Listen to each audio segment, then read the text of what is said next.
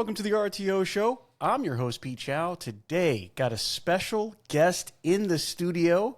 Before we get to that, before we get to Jeff Smith, listen, I need you guys to understand we are here for you, but we can only be there for you if you subscribe. Make sure you hit that notification bell so you know what's going on, and hit up the website at the RTOshowpodcast.com and check out my newsletter. You want to be a part of that because it's everything that we talk about on there is not covered on the podcast. So it's something new to you.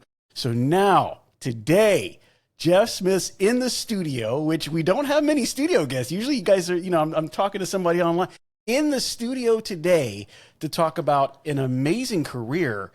Jeff, we met a couple years ago on a couple of things, and I think it was in DC, right? On one of the LegCon.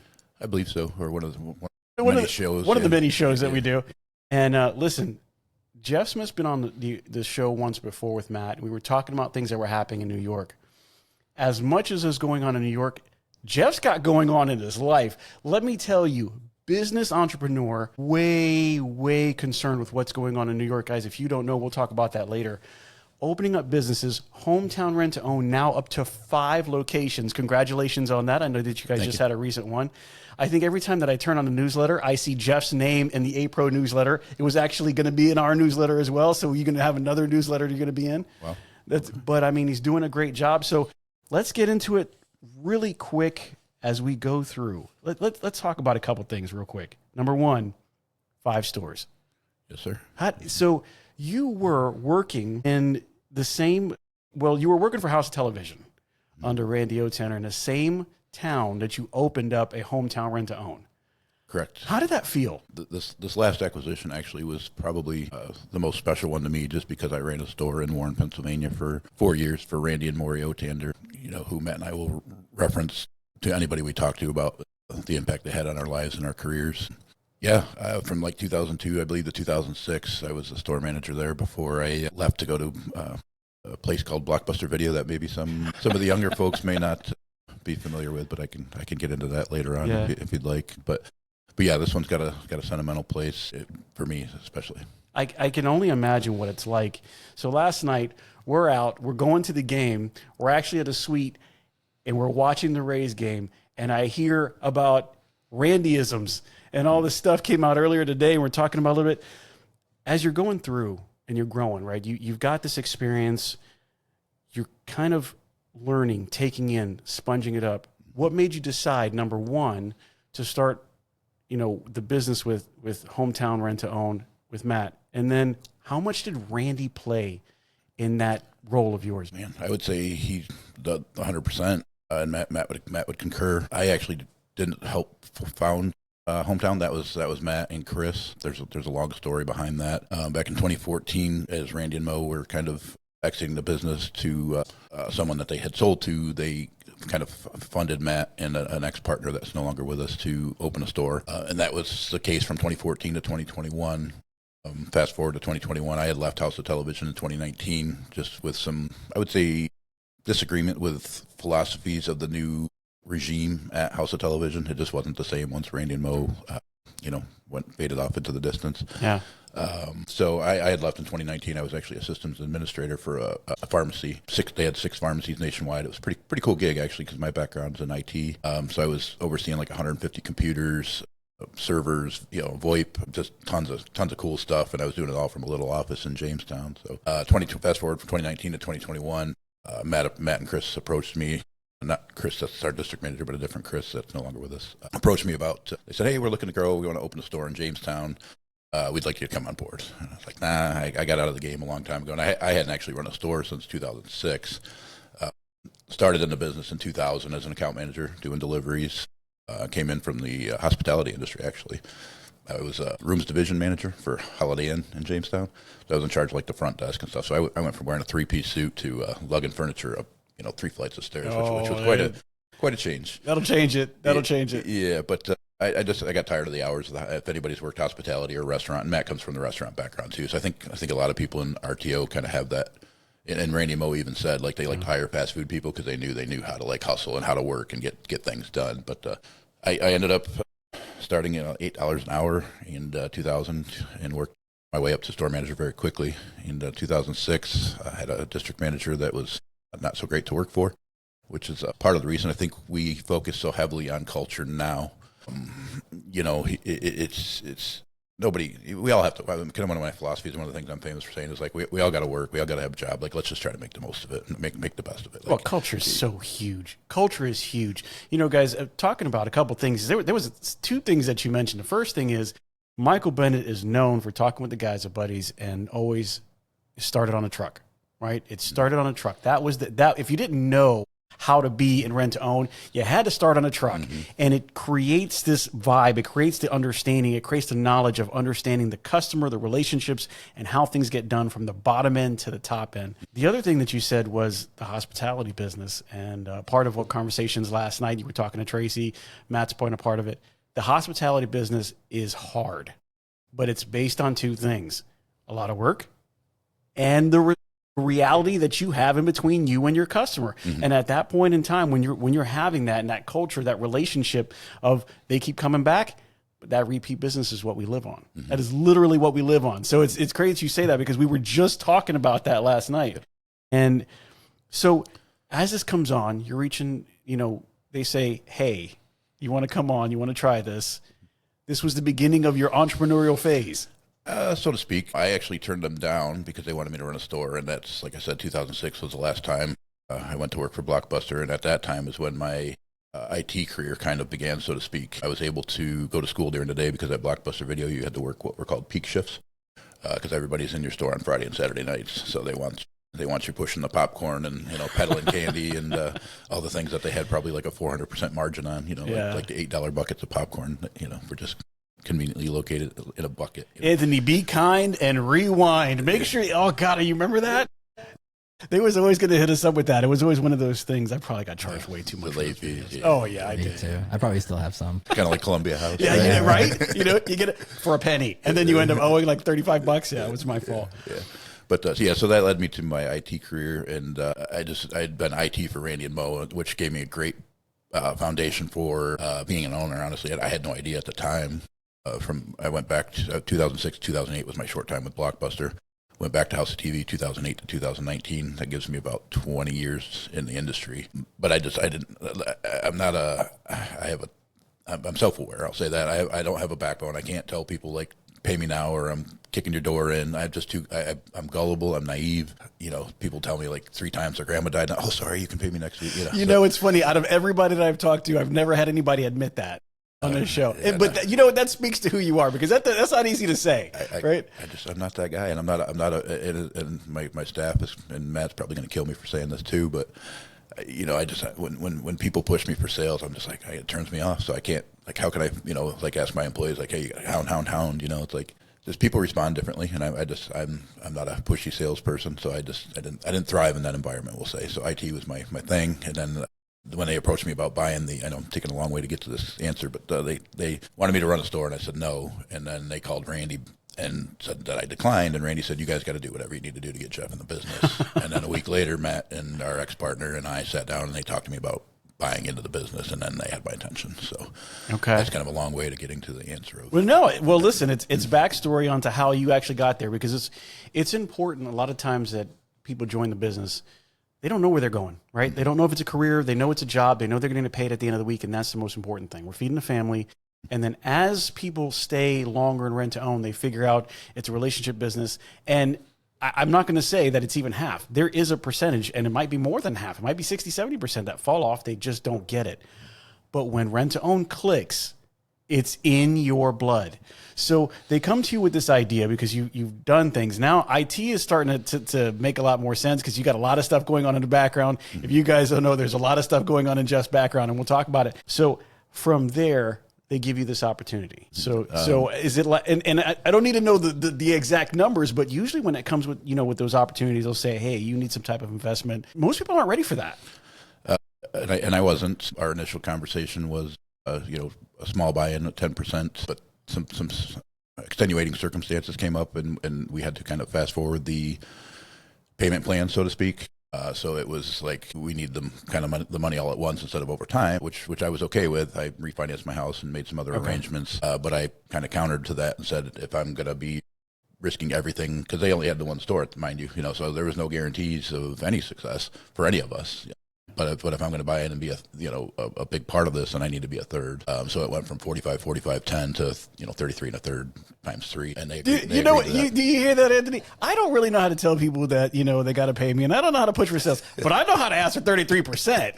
That's where the businessman comes from, right? And that's where. But listen. You got to know your role, right? And if that's what you have to offer, and if that's what's on the table, that's what you take. So sure. I commend that. Now, here's the other side of the story. We'll get into a lot of other things. There's a big reason why you're here. Probably one of the biggest reasons that we've had on the show. We'll talk about this a little bit later. But as you're going through this, you went from an IT position to part owner. Mm-hmm. You took an advantage. You saw it, and you made it happen. But that's not all. So in the last 4 years, you've been extremely busy. So talk to me first, because we're going to talk about NYRDA. We're going to talk about PARD. We're going to talk about, some of the external businesses that you're now in. We're going to talk about being all over the place as far as, DC and all the shows, which you were telling me one of your first shows was in San Antonio a few years ago. Correct. So we're not going back that far. And you have accomplished quite a bit in the last 4 seasons, man. The last 4 years, you have made a name for yourself. If you didn't know Jeff Smith before, you know him now. So what's the driving factor? After that happened and you start going to this, what made Jeff like, we're going to open another store? We're going to open another store. I'm going to be a part of a business, another business. I have Matt, who's a killer. If you guys don't know Matt Radecki, listen, first off, I got to look at Matt like this. And the second thing is, he is a worker. I mean, he will get stuff done. So you start with Matt. You have these 2 partners now. And I know that it's gone down to just Matt. You get these opening stores. You bought the last store from Magic, right? Or was it Blue Ocean? Blue Ocean, Bill Short. We'll say Blue Ocean. Okay, so you got it from Bill Short. So you're expanding that way. You've opened 2 more stores. I know that there was a little bit that we'll talk about. Getting into the second store was kind of like, eye-opening. But what pushed you to be able to do it, what you're doing? So you've got, let's just say the 4 years before that, Jeff was living the IT life. 4 years after that, Jeff is like, he's trying to change it from Jeff Smith to Jeff Bezos. What's going on? I mean, a huge thing happened. A lot of folks know about. I'm not shy of talking about it and proud. It's part of who I am, so I'm not going to run from it or hide from it. April 16th of 2022, I decided to get sober. Jeff Smith, the IT guy, was happy just living. Let me take that back. Jeff Smith was not happy. That's why Jeff Smith was drinking heavily for 30 years. Here I go talking about myself in the third person. But just miserable, quite honestly. Drinking just to get through the days. Functioning. Alcoholic is a word that people throw around pretty regular, and it's a thing. That was me. I was, a heavy drinker for 30 years. I started drinking when I was 16. A lot of it had to do with just low self-esteem, I think. I never was very confident. My parents I was, latchkey kids. People that are around my age kind of know what that's like. Mom and dad are out making a living and just being providers. And I resented that. One of my best friends growing up, I played heavily involved in sports, basketball, soccer, merit roll, honor roll, great kid by all accounts. But as soon as I got my driver's license at 16, I found some Mad Dog 2020 and a backfield up in the park and with some friends and a bonfire. And that was the beginning of my drinking time. So then, I found it was a place I could be not myself or just kind of at ease or just, I wasn't me. All the inhibitions, which alcohol does because of the effects that it has. And that's why most people consume and overuse, it was an escape. And the signs were there early on. I went from, one of the things was, the first time I had intercourse. It's supposed to be one of the most memorable things of your life, right? The only way I knew I had sex the first time was I went to a party one night, 16 years old, and woke up the next morning and there was an empty condom wrapper on the side of the bed. And I was like, I think I just had sex for the first time in my life, and this is supposed to be memorable, So that should have been, kind of a alarm sounding or something, But it didn't, and I just continued because I was like, I was able to have sex because I was drinking. So then it's like, this gateway and this like a tool to give me all the things that I want. And shortly after that, I started skipping school, quit playing sports, barely graduated high school after being merit and honor roll. I think I counted. I skipped 52 days of my senior year, first period. But in my defense, I had physics first period, second, third, and fourth study hall, and then lunch. So it's like to go to school for physics and then sit through 3 study halls and then a lunch. I am not going to condone that, Jeff. Okay, well, so see, this is here I go. I'm justifying it. A good good student would have gone to class, studied those 3 study halls, which is what they're for. Let me ask you something. Are you getting everything out of your rent-to-own business? If you're not an A-Pro member, then the answer is probably no. Look, advocacy is A-Pro's bread and butter. This is why they were created and what they do best. But here's the thing. A-Pro membership is about way more than advocacy. A-Pro connects you to the movers and the shakers of the industry, people who've been there, done that, and they can help you do it even better. A-Pro's monthly webinars give you expert insights and actionable takeaways. It's like having a masterclass for your business every single month. Got questions about complex regulations or sticky situations? No problem. A-Pro's legal hotline gives you direct access to experts who have got the answers. That's a peace of mind that you can't put a price on. And let's not forget the resources, news, updates, and tools that keep you ahead of the curve. Scholarships for your team? Check. Disaster relief when you need it most? Double check. A-Pro is your ultimate support system in the rent-to-own world. So stop settling for less. With A-Pro, members get more. More support, more connections, more success. Head over to rtohq.org and join the A-Pro family today. Because in this business, more isn't just better. It's essential. See you at the top with A-Pro. Let me ask you a question. And you know, we'll go into this as deep as far as you want to. What was it about the Jeff that was drinking that was different from the Jeff that was sober that made you feel like that person was somebody that you continually wanted to be? Was it being more outgoing? Was it being less afraid? What was it that, you know, said like, you know, hey, who I am doesn't feel as maybe right or as socially acceptable as the guy who can? 100%. It was just that what you said. I was, once I get a couple beers in me and I was okay, like just kind of let the guard down a little and actually maybe approach people instead of waiting to be approached to have a conversation. But to be fair, I kind of got the reputation as being a party guy, so I became popular. Like I had, and you know, I still beat myself up for this day. Like my friend that I grew up with, that I played basketball with, I was starting to allude to this before. His dad was at every practice, every game. My parents weren't there because they were providing. So there was that resentment, and I can talk about that later. When I went to therapy, I was kind of able to resolve that.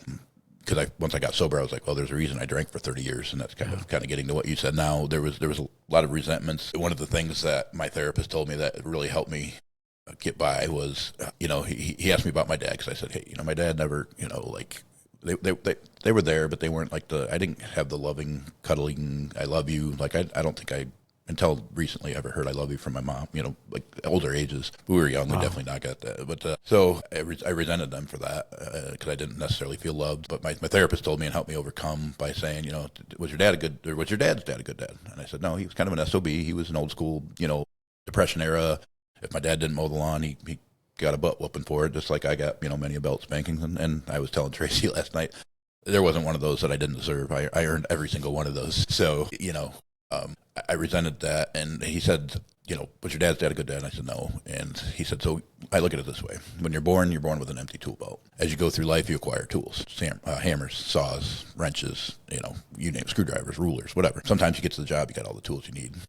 Other times, you don't even have nearly what you need. He said, your dad just didn't have the tools he needed to be a good dad to you. And when he kind of put it in that perspective, it was, I can't even describe to this day the amount of weight that was lifted off my shoulders, because I was able to forgive my dad and my mom, you know, for that matter. I was always very close with my mom and my dad. We never had any, like, you know, major family blowouts or anything like that. There was just it was just a very cold and just not showing emotion. And my wife will attest to this too. I'm a very not touchy, you know, like it's just because that's the way I was raised, you know. I just, the show emotion was to be soft, I guess, so to speak. But you know, that, and that's, well, I know I'm kind of going off on a tangent here, but that's kind of like you know, mental health is so important, and the stigma that men are weak or soft because they have feelings is just absolutely ludicrous to me, because we all carry something, you know, and absolutely. That's one thing that sobriety has helped me kind of, you know, the getting into the rooms of AA, and I can kind of speak to that, how I got there. Well, what I'm curious of is, because, you know, you're describing two Jeffs, right? I've never met the other guy. Mm-hmm. I've met you. Mm-hmm. I appreciate you for who you are. I appreciate what the mind that you bring, the entrepreneurial spirit, the RTO guy, but I've never met the other guy, right? Now, it sounds like in your life, you've had to go through some trials and tribulations to get to where you are now, right? You had therapy, you've gotten married, you've gone through a few things. So the question I have is, at what point did one Jeff look at the other Jeff and go, that's not who I want to be anymore. I mean, there's got to be a point where it was like, you know what, this is, you know, the Hulk to the, you know, to the David Banner, like you are not going to beat me. When did that point come out, and when did you look at yourself and go, that's not who I want to be? So I kind of touched on being a functioning alcoholic for about 30 years. I always knew I had a problem, going back to, like I said, the first time I had sexual intercourse. There was other times in my life where I kind of went out of my way to get alcohol when I shouldn't have. You know, a friend of mine walked through a snowstorm because we couldn't drink it. This is like 19 years old. You know, we walked 3 miles in the snow because our buddy threw us out because he didn't want us partying because he had college the next day. You know, this is my mindset at 19. I walk a mile in the snow to a Rite Aid store, use my fake ID, go to my grandparents' house, which was vacant and abandoned at the time. No heat, no nothing. You know, it's middle of January in Western New York, and I'm drinking a case of beer with my buddy, you know, huddled under blankets. And it's like, you know, obviously at 50 I can look back at that 31 years ago and be like, what were you thinking, you know? Yeah. But when you're in it, that's the problem with alcohol too, is it's such a selfish disease. That's all you focus on. You're just, where's my next drink, where's my next drink, where's my next drink. And to Naomi's credit, she stuck with me we just had our 24-year wedding anniversary in May, and we've been together almost. Congratulations. 24 years, that's amazing. Yeah, 24 years married, and probably close to 30. We met at the Holiday Inn back when we both worked. And there was other signs throughout the year, but, you know, to talk more about the selfishness of alcoholism, we'd be on vacation, and there could be the world-class diner, and I love food, obviously, by my stature now. We could be on vacation, and it could be the five-star diner, you know, highly recommended, Pigeon Forge, Tennessee. But I'd look, they didn't have beer, we weren't going. Because guess what? I'm on vacation. I'm going to have a beer with my lunch. And then where we're going to go after that, there's going to be alcohol somewhere nearby in the near future. It may not be, you know, we might go to a museum for 20 minutes or half hour, but somewhere outside of that, there's going to be an escape for me to go find that drink. And that's going to be all that's on my mind, because that is the mind of an alcoholic. That's literally 24/7. You obsess about it. So to get to your question, and I apologize that I go off in tangents here. 2021, I bought it in the hometown. So that 30-year hard drinking, you know, structure of 9 to 5 left when I became an owner. We only had one store. We were just opening a second. Had Matt and our ex-partner Chris and myself, one store. Each store had a store manager. You know, Matt and Chris are like, hey, you know, just kind of show up a couple days a week. You know, just, you know, not.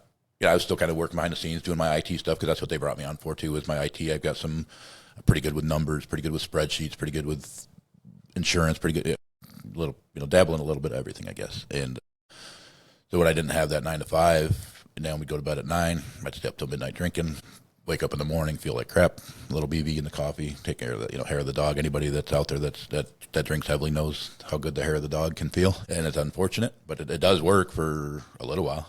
But then, you know, that one BV turned into 2, and then I'm drinking 3 cups of coffee, and then I'm switching to beer at noon because I don't want to get too messed up, because the hard stuff really, you know, does it to you. 2, 3 o'clock, Naomi call me and say, you know, what are you doing? Oh, I'm napping, but I was really just passed out drunk. And that went on for probably a good portion of 2021. March 2022, in that same cycle.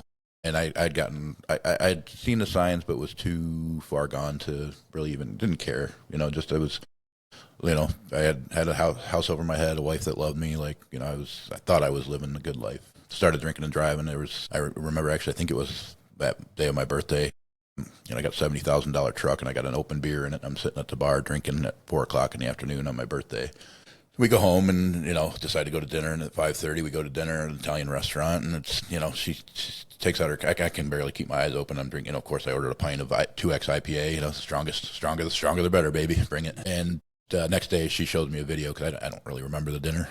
She shows me a video of myself at 5:15, 5:30 in a hometown rent-to-own T-shirt, barely able to hold a pint of beer up to my face. And I kind of decided then that's my birthday was March 8th. I quit drinking April 16th, so you can kind of do the math. It didn't take me long from there to decide that that's not who I wanted to be. So it was your wife with the recording that showed one Jeff to the other. Ultimately, yeah. So then I decided to seek some help. Kicking and screaming, I went. I did some research, and there's some drugs out there that you can take, because it was my identity. I was always Schmitty. It was a badge of honor. I was a big drinker. You know, senior skip day, I think I funneled 20 beers, drank the last 4, and passed out. And everybody's like, Schmitty, remember that time when you drank? You know, So it was just like part of who I was. You know, and that's a sad. You know, to kind of go off a little bit, that's a sad state of our society, that people celebrate the fact that I could funnel 20 beers and drink 4 and then pass out, and that was like celebrated, right? Like that just tells you the status and the stigma, or the, you know, how much of a pedestal we as a society put alcohol on. And anybody that wants to do it, but, you know, by all means, go for it, as long as you can do it responsibly. But, you know, and that's I kind of make the point about, you know, on the commercials they show you, you know, beaches and bikinis and good times and great times, but what they don't show you is Christmas Eve, when the guy, you know, the fathers drank, you know, a handle of vodka, and the kids don't have any Christmas the next day because dad passed out. You know, they don't show you that stuff on the TV, Right. ton of TV shows. But anyway, and I'm not getting up on a pedestal and trying to. No, it's reality. I mean, it's part of the reality that comes with it, you know. And sometimes I think that's what we don't see, you know. And I know that there are people out there, and we're not going to call any names or any situations, but I know that there are people out there who are facing the same problem, because it is a disease, and it's hard to to shake off. Not everybody has a Naomi at home going, "Hey, this is what you look like," you know, when you're out with me and we're trying to celebrate, and you know. And it's just as equally hard, because somebody might be getting that video, but it's also equally hard to look at it and go, I need to make a change. So, you know, at the end of that, you make the change. Mm-hmm.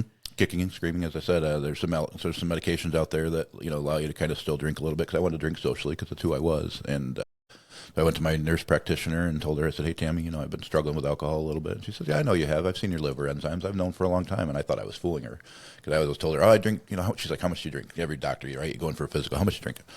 You know, 6 to 8 on the weekends, but I drink IPAs, so it might, you know. She's like, I've known. She goes, I'm not an idiot, you know. Yeah. So she's like, and I'm not going to prescribe you that. And she took out a piece of paper and wrote some stuff down and slid it across the table to me. And it was an AA meeting, date and time.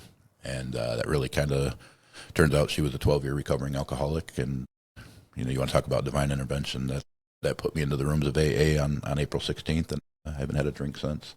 So if you were to say that religion, faith, God helped you on this path, is that a safe assumption? Man, yeah, that's a 100% accurate statement.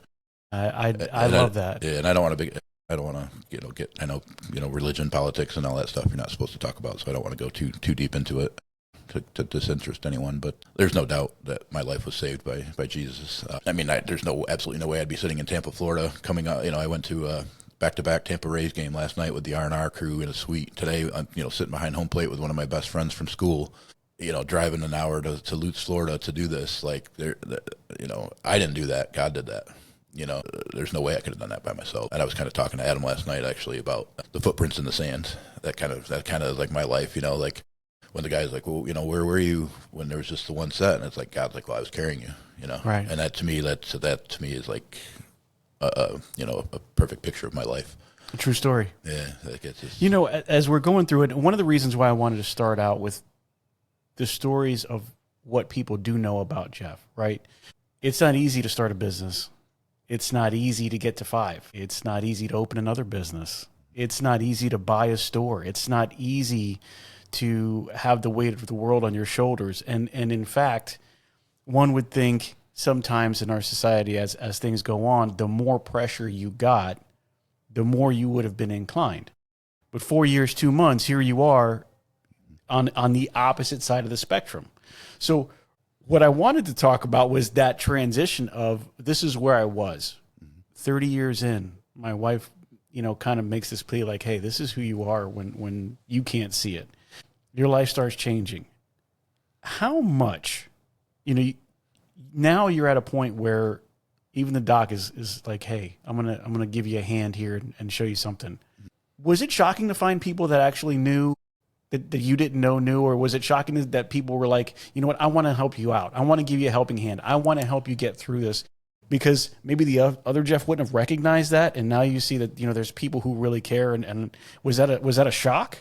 No, and it's a great testimonial to who I surrounded myself with when I was drinking, because all my friends drank. Most of my friends are close friends, but every one of them supported me 100%. I did have to do a kind of almost like a 6 months sabbatical, so to speak, because one of the things AA teaches you is sober faces, sober places. It's really hard to get sober when you're around alcohol. You know, I missed out on a lot. Like I remember 3 weeks in, my wife and I had Eagles tickets that we had bought several months before I quit drinking, and I knew, like, if I go to KeyBank Center in Buffalo to an Eagles concert, 3 weeks sober, guess what's going to happen? Yeah.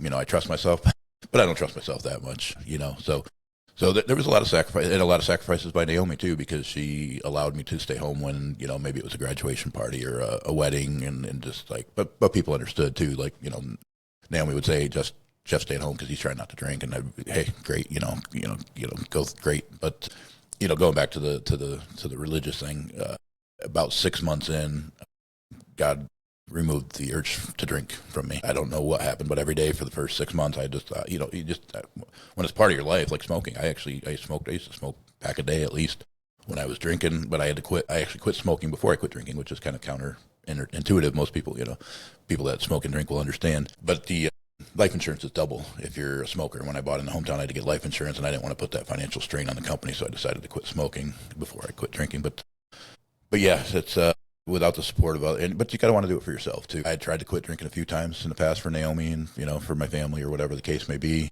But until I really decided to do it for myself, it wasn't happening. I can only imagine this walk.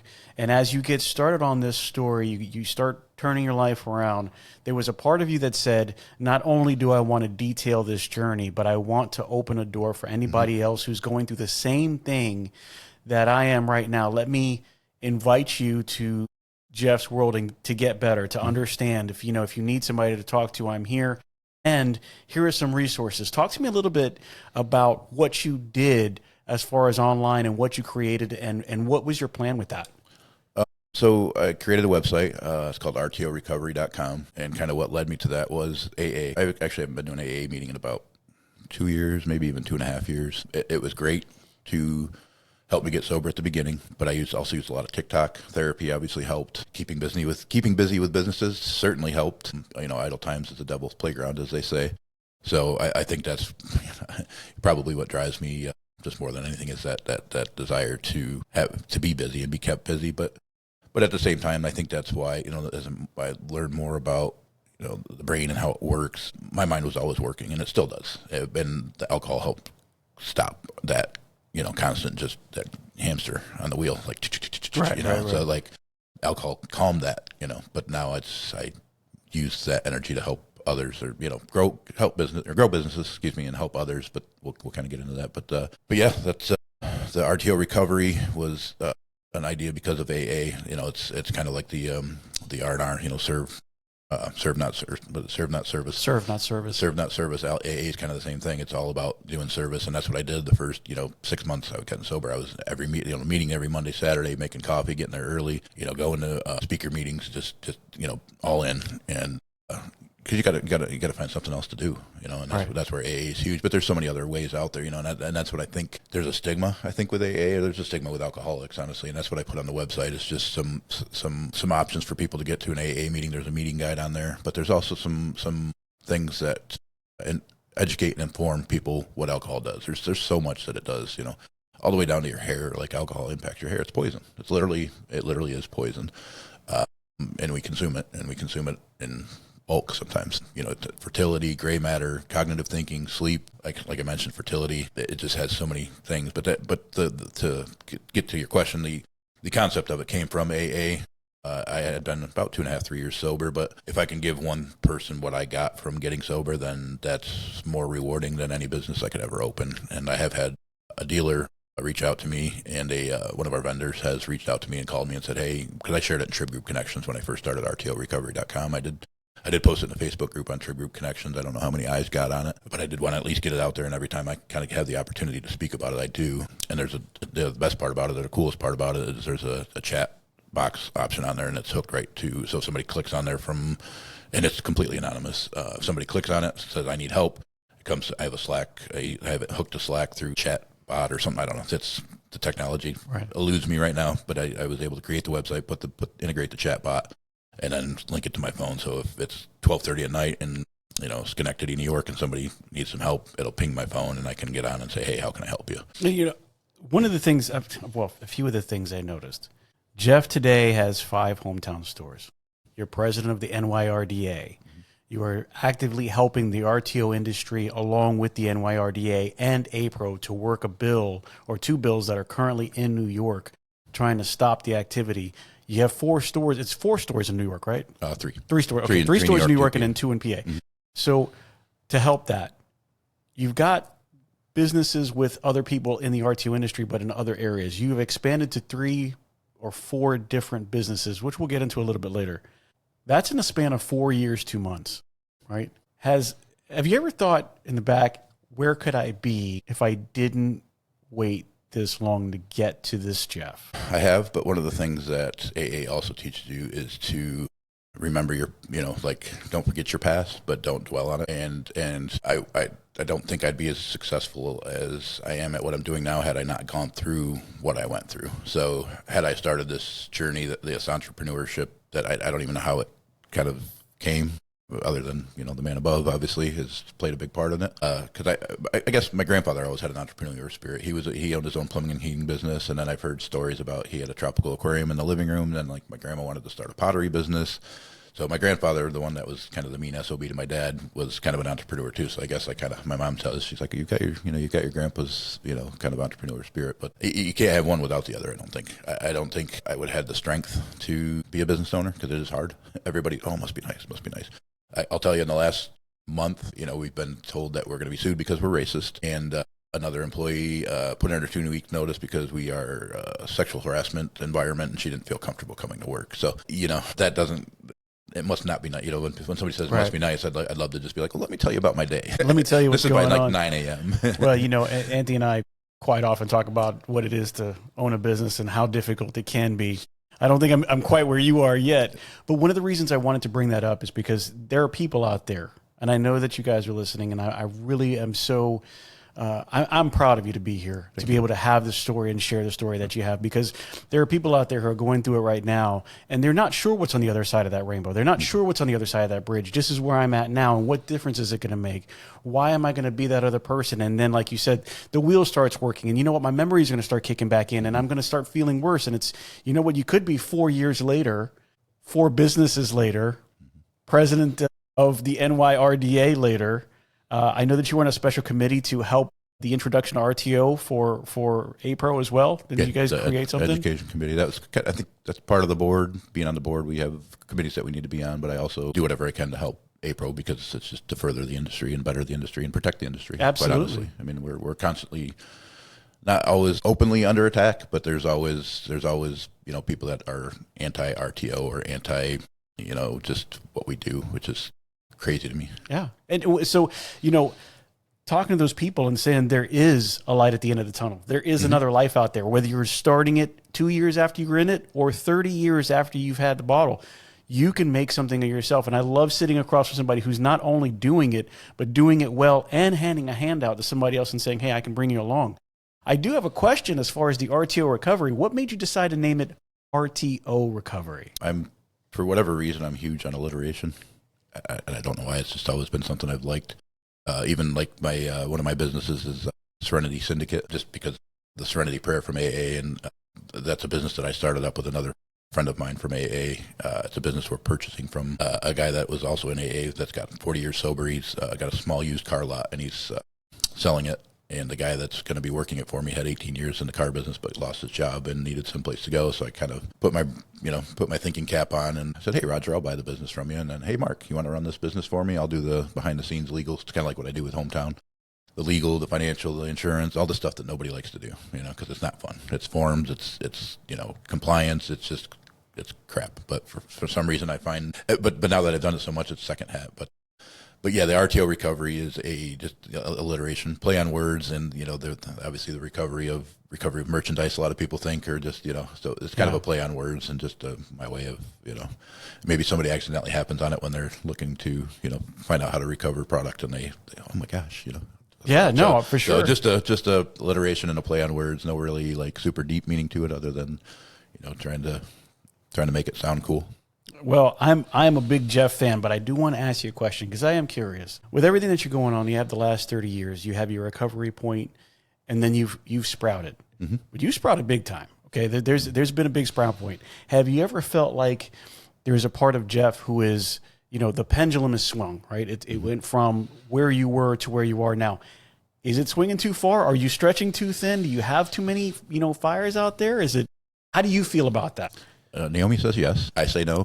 I've got more I've got plenty more in the tank, and it's a testament to the energy that you get and feel getting sober. And also a testament to how much of your life that alcohol actually saps, like, the hangovers, like just the I call it, anxiety, a lot of people call it. There was times after I'd go on a 3-4 day bender, like I was afraid to leave the house because they're just so jittery, and and alcohol is a depressant, and Right. people, and that's the problem with it is people drink it to remove the anxiety, but it amplifies it, and it amplifies it big time. So I was getting to where I couldn't even go outside. I'd be taking the dog out and a tree branch would crack and I'd be like, scare the bejesus out of me. It's like a branch just broke, it's like no big deal. But to me, it was just like that and the guilt, the shame, the remorse, that's just the way alcohol makes you feel. So no, I don't think I'm getting too thin. And a part of that is people. I have great people in place to help me along the way. And I'll probably talk about that more as I continue to make this podcast longer than anybody ever has. No, it's okay. Part of going through this, part of the story is not all the good times, right? I mean, part of Dorothy on her trip on the Yellow Brick Road was that it wasn't just one-sided. There was a lot that came to it. So as we get to the Wizard of Oz, we've got to figure out what brought you here, what trials and tribulations did you have to go through, what it taught you, and then how you took that. Because there's another way to look at it. And you can say, I've had 30 years of the worst part about my life, and Pete, you never want to do anything about that. And you know what? I'm just glad to come home every night and not be dead. But you've taken that and decided to use that story, that experience, that push, and say, you know what? I know so far what it can do. I don't want to do that. Where can I be because of this? Cognitively, I'm better, healthier. My wife's probably extremely happier that I'm getting into businesses versus anything else. So you've taken that drive and literally moved it somewhere else. And I think that even if there's one person out there, and it might not be today, it might not be tomorrow, if there's somebody that hears this podcast and says, you know what, not that I'm trying to take away from it, but if Jeff can do it, if I can go to a website, if I can talk to somebody, if I can talk to my doctor, if I can talk to my wife, a friend, if I can ping Jeff at 2:00 in the morning and he's not knocked out from all the jobs that he's working and he hits me back, if that changes something, it's worth it. Oh, 100%. And I would love to hear from anybody out there who is going through something. There are no, in this conversation, in this podcast, we're not causing blame or anything. We are all human here. I have made so many mistakes in my life. I mean, I'm glad this podcast isn't about me because I really have nothing to blame except myself. But, at times, I think we all forget that we're human, that we are human. We make mistakes. And that is one of the things that makes us beautiful, that we have the ability to learn from that and grow from that. I think part of being human is you get to share that experience with somebody else who's going through that, right? And it's one of those things like, you're going through it, I'm going through it. Let's sit down and talk. How do we make it better? How do I make you better? How do you make me better? Just from one day to the next, one foot in front of the other. And to be able to go from a situation where we're trucking through the snow, we're not remembering certain events in our lives that probably made a difference, to, yesterday, as we're out in R&R, as we're out looking on the field from a suite that was an amazing time to be had between all of us, you had somebody there. Now, I'm not just talking about Matt, because you guys are like tag teaming it, but Dave and Chris were there. And it looked like Dave and Chris now had the opportunity that a 4-year younger Jeff had, where, let me help you along. How do you become a part of your own story? This is how I can help you get there. Talk to me a little bit about that. Like, you had the opportunity. Somebody saw in you, regardless of the fact, because at that point in time, you said you were still in it. You were still doing your thing. And they saw Jeff and said, no, it's worth, that guy is still worth doing this. And I love Matt to death. I mean, I love his aura. I love his person. I love who he is. I know that he's not stupid, but he saw that it was still worth it. You see Dave, you see Chris, they're wanting to come up. They've been in the business. And Jeff now goes, I know what it's like to put a hand out. Let me help you out. Talk to me a little bit about that story and how you got them together to now hopefully open an R&R very, very soon. Hopefully within 6 to 12 months, if all goes as planned. We are pushing for that, guys. But, I mean, tell me about that story. So, yeah, this is a great LegCon story, I think, and just a tribute to the importance of networking and going to these events because you never know what's going to come of it. Matt, Chris, Dave, and I went. Matt, Chris, and Dave were first times. Dave and Chris were fellows, which is great.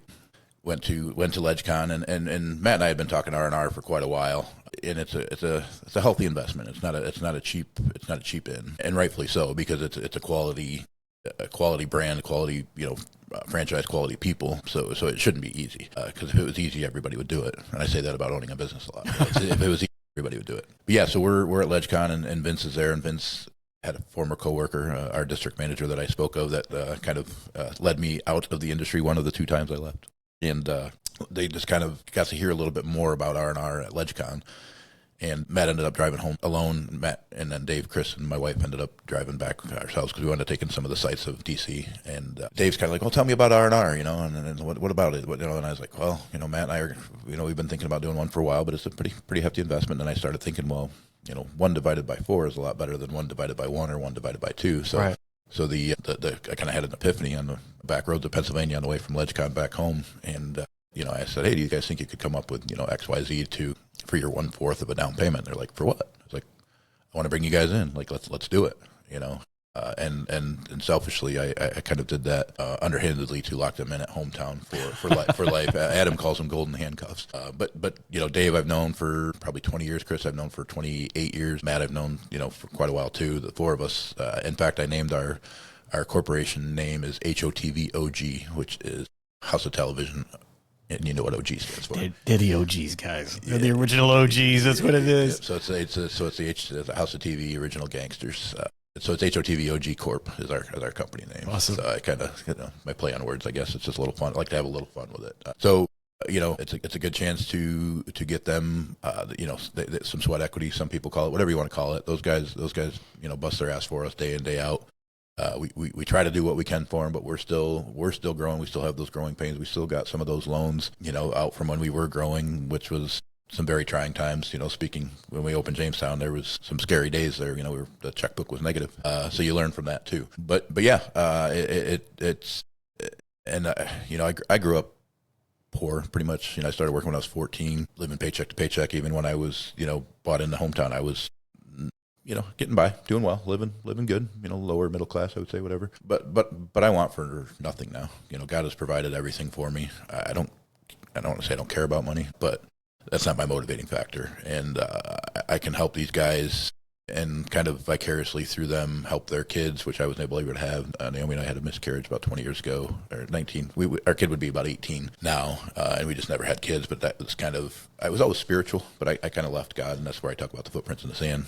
I didn't want to get the science involved, because if it just wasn't meant to be, and I probably wasn't fit to be a dad, honestly.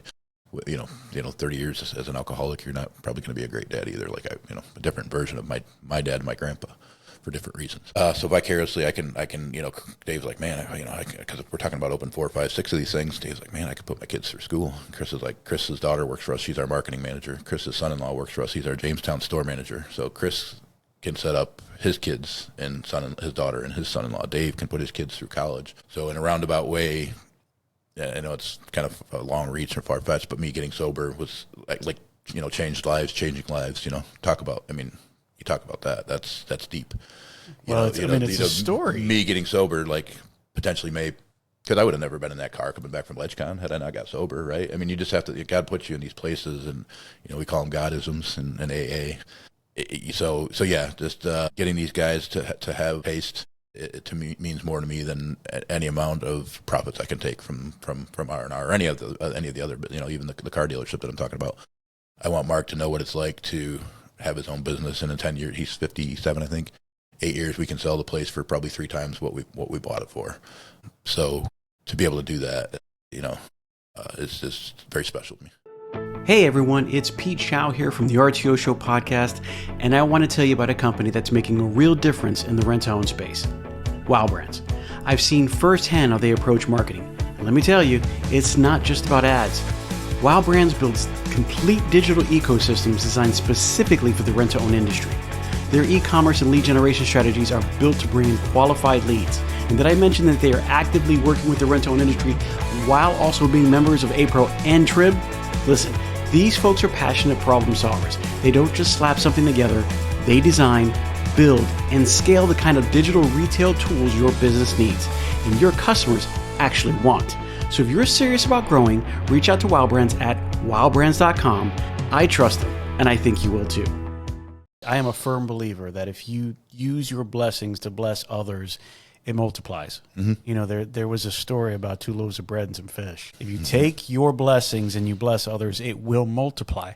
And so as we move on, and something that you said is really important to me, because and I think everybody knows that we are very A-pro positive on this show, because I believe that there's a lot that's going on. But there is a part of it that, I don't want to say it's selfish, but you have to network.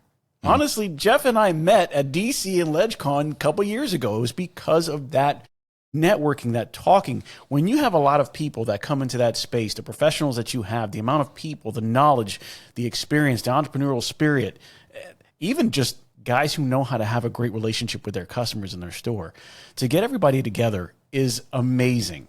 So it's great to hear that not only did the fellow program help them come, but it also might have inadvertently helped them become R&R owners as well. So we're going to be following that story. But those are the things that I tell people all the time.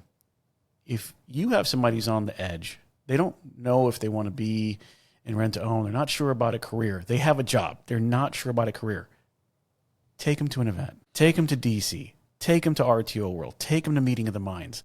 And I guarantee you, with the amount of belief that goes in those walls, and you said yourself, culture, you cannot fake culture, you cannot beat it with a stick, it is there.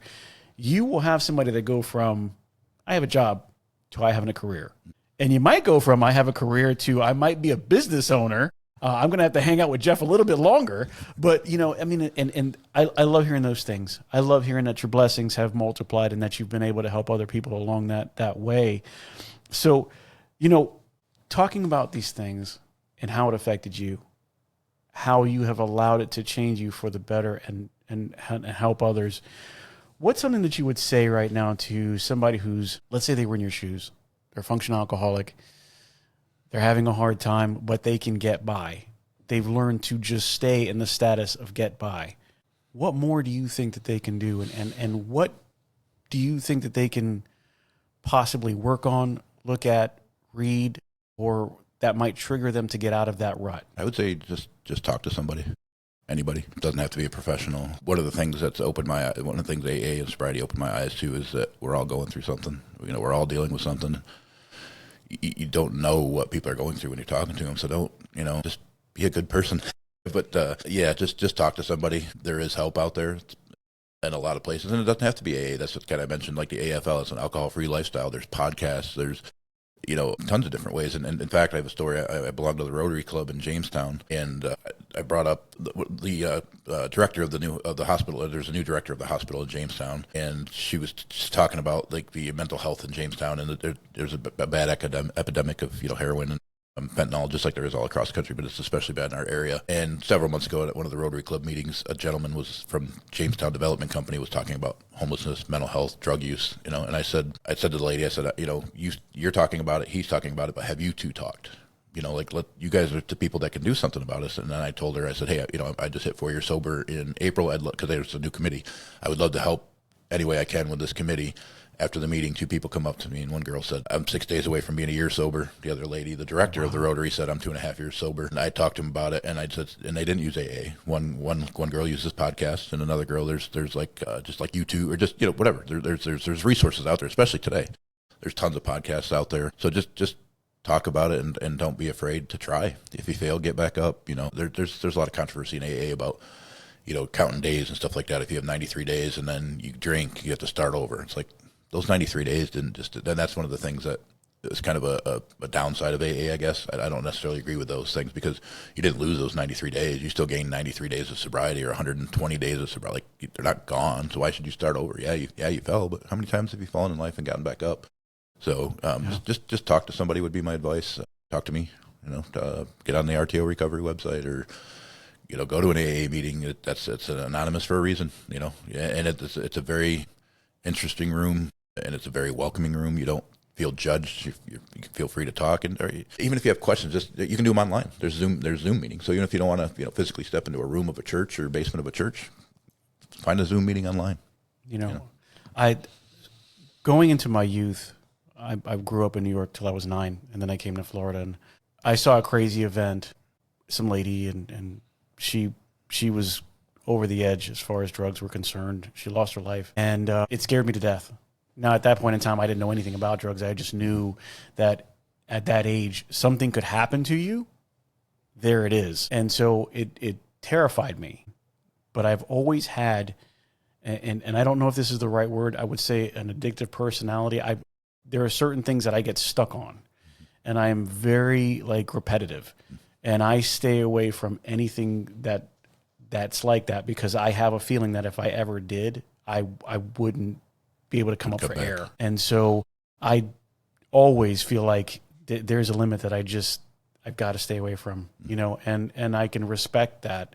I've actually never really said that too much to anybody, but it's one of those things, like, I know for a fact that I dive into a lot of things. Maybe I shouldn't, right? Mm-hmm. But nothing crazy, but I know that there are times when I've dived in, I'm like, I don't have to, but I did. And I have a feeling that if I found something that took the edge off, I would be weeks and months into it before I was like, wait a minute, I made a mistake. But in your experience and what you've gone through, is that the hardest part? Is that the first part, just talking to somebody else? Because I think internally, sometimes we can say, I have this. This is for me. I know I shouldn't be doing this, but I'm gonna do it. I can't talk myself out of it. I keep saying I will, but I don't. So you have these internal conversations. Is it making it external and including somebody else into your narrative, into your thoughts, going, I have a problem? Is that one of the big things that makes a difference? I would say it's interesting that you say that, because step 1 is of the 12 steps of AA, which I only got to step 4, which is kind of strange, but because there are 12 steps and I only did 4 of them, but I the other 8 I did my own way, or whatever the case may be. But step 1 is admitting you are powerless over alcohol and that you have a problem. So I would say once you can get to that point, then you've at least opened the door for an opportunity at success of getting sober. Because if you don't see it as a you problem, and that's the problem with addiction too, right? Is we blame everything. Oh, I'm going to take the edge off. Oh, I'm going to, I had a bad day at work. I had a good day at work, and that's the problem with alcohol, right? Like, hey, let's go out. You turned 25. Let's go celebrate your birthday. Oh, your mom died. Let's have let's have some shots and get really drunk and forget about it. So, so there's plenty of excuses to make yourself do it. And so it's I guess being self-aware and realizing you have a problem, I think is definitely step 1. And then just, taking the actions to correct it, or do what you need to do to correct it. So last night we're out, and I'm literally looking at the 12 steps right here, and you almost read that verbatim. So that's awesome. I mean, remembered it verbatim, I should say. But so last night we're out, and I forgot. I just completely forgot. So everybody's having a couple drinks, and then I said, "Oh my God! Like, am I pushing this narrative on somebody who's really trying to get their act together?" And here I am, right now, mind you. One whole drink is all it takes for me. So I literally had like half a beer. But, now that you find yourself in those situations, you handle yourself pretty well. How long did it take to be able to say, because in RTO, we know how to party, mm-hmm. right? I've been to some of these events, and then, there's some after hours where we know how to have fun, and whether it's good or bad. Yeah. There are people out there who I've seen out till 3, 4, 5 in the morning and get up and be at the 7:30 breakfast, sure. Which I have no idea. I have no idea how you did that. But I know that they're out there. How long did it take you to say, you know what, I can still be in this RTO business. I can still do business with the guys that I know are going to go out there later on and still be okay? That took longer than the 6 months to, the urge to drink left after 6 months. That doesn't speak to the peer pressure or the the need to feel to belong, which is what I think drove, many of us probably started drinking because of that too, right? It's all the popular kids are doing it, and I always wanted to be one of the cool kids, and I never was. But once I started drinking, I got my driver's license, and next thing you know, it's like, hey, Schmitty can get things, like I was that guy. So that part took a lot longer than the urge to drink. We touched on it briefly last night, San Antonio RTO World. My first meeting sober was Meeting of the Minds, which I wanted to touch on. Kind of helped me get involved in the industry because it was the year that Carl retired. That's right. That's right. I didn't even know Carl, but that was my first show of any kind as an owner, and just the outpouring of love and the whole vibe of Trib and just everybody like donating. I didn't even know the guy, and I donated, I think, $50 or whatever. I don't even remember what it was, but I was just like, I felt compelled because of the love and the togetherness and the family feel of Trib to Carl, and that's what really got me involved in, like, I said, I got to go to all these things. Like, this is great, and then I got involved with APRO and stuff like that. So, but to answer your question, San Antonio was my first show. Matt and Chris, my ex-partner, were at Meeting of the Minds in Atlanta with me when Carl retired. I was 9 months sober then. Wasn't bad because I was with those guys. I went to RTO World in San Antonio, which I'm thinking was the same year, because I remember struggling then too. And in fact, I told you last night, it got so bad that I changed my flight and went home like that day, because I was just like, it was overwhelming. Not that it wasn't just not any one particular event or a thing that happened. It was just the overall prevalence of alcohol there, and everybody just, and I didn't know anybody at that time either, really. I knew Matt and Chris at the time, and Matt couldn't go, and my wife was working a regular job before I hired her, brought her on to help Hometown grow. So it was tough. And then LedgeCon, my first LedgeCon, was tough because we were at I believe it was the Hilton downtown, and you get your packet, and then there's the welcome reception as soon as you grab your packet. And I didn't know what to expect either, and I didn't know anybody then either, especially these guys. These are like the legends, like Shannon, and just right. Like these guys that I've heard about and read about and seen from afar, but never shook their hand or introduced, talked to, and I'm raw dogging it sober.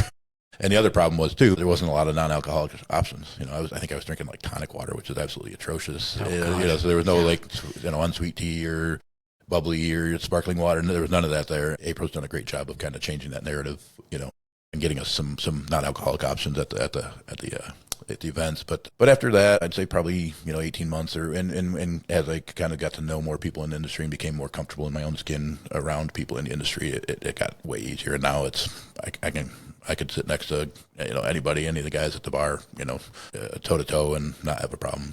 Smelling it, seeing it, hearing it. It's not a sweat at all. Well, it's a challenge. It's a triumph to see that you've been able to do that. So I've got in front of me the 12 steps.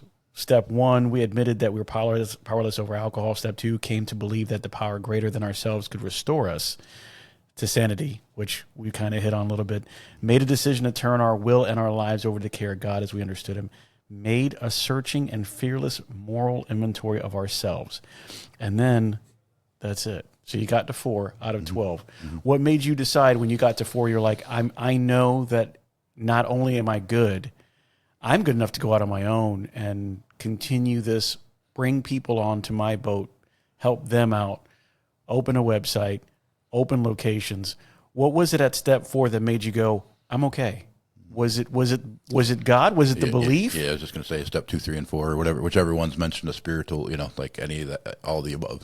And I don't, AA is a great program. I love it, and it got me sober, and I still am friends with, I'm obviously going into business with friends from AA, and I encourage anybody to use it. But kind of my point is there's other options out there, I think, is what more I would try to say. And that's not why I haven't been to a meeting. It's because I don't like it or, disagree with it. It's just because God got me, and sometimes I will speak to this. Sometimes there's a somberness in those rooms where you kind of feel like you've got to be kind of like feel a certain way. Cause like my life is great, man. Like I'm trying to be humble when I say that, but like I couldn't ask for a better life. My worst day sober is better than my best day drunk. A lot of people will say you'll hear that a lot if you deal with people in recovery. And that's true. So it's hard for me to tone it down when I go in there because I just have so much good things going on in my life. I don't want to feel like I'm toned down, and I don't want to not be myself either. And AA teaches you to. I think one of the steps is to practice these things in all your affairs. I think is one of the steps, and to help others. And that's I've carried on that tradition, but. If you read the 12 steps, I encourage anybody to read them. If you don't drink, you could apply that to your everyday life, right? I mean, take a moral inventory and apologize to those you've wronged. Like, you don't have to be an alcoholic to do that. Be a man, stand up, apologize. You did people wrong, be a man about it. The relief you'll feel would be, I guarantee you'd feel a lot better. Yeah, it's going to be one of the hardest things you ever did, but you'll be glad you did it. Well, so what you said earlier is that if anybody needed to, reach out, talk about it. That would be a message that you would give to somebody who might be going through this functioning alcoholic stage in their life. What would you say to somebody who is now They're kind of on the edge. They're not sure if RTO is a career. They're not sure if they want to stay just as a job or move forward. As somebody who has now been 4 years on the entrepreneurial boat, completely changed from literally doing IT to owning 5 locations, what would you say to somebody who's on that fence? You know, coming from Jeff and the Jeff-ism that we're going to talk about it, right? We talked last night about Randy-isms. We talked about different things. What is a Jeff-ism that you would say, you know what, you're on that fence, you haven't picked a career, you're not sure, this is my advice to you? Stick with it. Put yourself out there, because the more you put yourself out there, the more opportunities are going to open up for you. I don't doubt at all that that's true in my case, you know, and surround yourself with people, you know, surround yourself with like-minded people. You know, if you want to fly, so, or if you want to soar with eagles, you got to fly, or something. I don't remember the exact words, but if you want to fly, soar with, or if you want to fly with eagles, you got to soar. I don't know. But, you know, just surround yourself with like-minded people. And that's what alcoholics tend to do too, right? It's the comparison, and I was guilty of it. I always hung out with this guy. So, I'm not as bad as that guy. So you always kind of find that one person that's just a little bit worse than you, but your worst keeps getting worse and worse and worse too. Like you start going down that dangerous road to where, like, all of a sudden alcohol may not be all you're doing, just because you want to keep telling yourself that you're not that bad. So you start hanging around with people that are doing alcohol and drugs maybe. So, but yeah, put yourself out there. Just you know, hang with, you know, don't, if you're not the smartest person in the room, find a new room for sure. And in the RTO world, there's so many more opportunities than just your store level, which is, and hang in there, you know, because that's kind of why, you know, Dave and Chris, like, they've been in the business a long time, but that's going to create, you know, we spoke briefly about the opportunities and the growth that can happen between hometown R&R, and we haven't even really touched on Mr. Appliance yet. You know, there's a lot of lateral movement. There's a lot of upward movement that can now happen. You know, Chris is a district manager. Dave's a corporate trainer. They're going to now be owners in R&R Tire Express. As they attrition out of hometown as those people, there's some of our strong store managers are going to be able to move in those positions. Our strong assistant managers are going to be able to move into those positions. So if you feel stuck, you're not. There's options out there. Get like you said, get to a show, you know, meeting the minds, trip, get on the leap sessions. You know, there's tons of stuff out there. There's IT jobs out there. There's HR jobs out there. There's payroll jobs out there. Just because you're a salesperson at an RTO store doesn't mean you can't have a job in HR. Right. So find what you like and kind of follow that passion too, I would say. On a scale of 1 to 10, how important is it, your circle? How important is your circle around you?